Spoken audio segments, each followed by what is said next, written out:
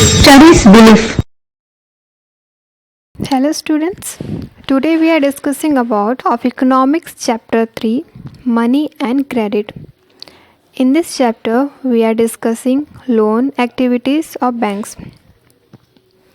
Banks keep only a small portion of their deposit as cash with themselves. These days banks in India hold about 15% of their deposits as cash. This is kept as a provision to pay the depositors who might come to withdraw money from bank on any given day. Banks use the major portion of the deposits to extend loans. There is a huge demand for loans for various economic activities. Banks charge a higher interest rate on loans than what they offer on deposits. The difference between what is charged from borrowers and what is paid to the depositors is their main source of income for banks.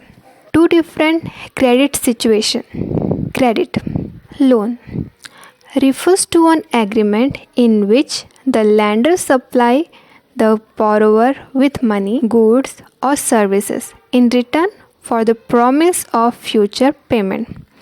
Here are two examples which help you to understand how credit works. Festive season. In this case, Salim obtains credit to meet the working capital needs of production. The credit helps him to meet the ongoing expenses of production, complete production on time, and thereby increase his earning.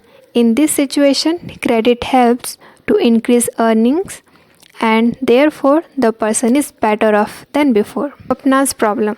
In Swapna's case, the failure of the crop made loan repayment impossible. She had to sell part of the land to repay the loan. Credit, instead of helping Swapna improve her earnings, left her worse off. This is an example of debt trap. Credit in this case pushes the borrower into a situation from which recovery is very painful. Whether credit would be useful or not depends on the risk in the situation and whether there is some support in case of loss. Students, I hope you guys understand this topic. Next lecture is terms of credit. Thank you. For further videos, please subscribe to this channel.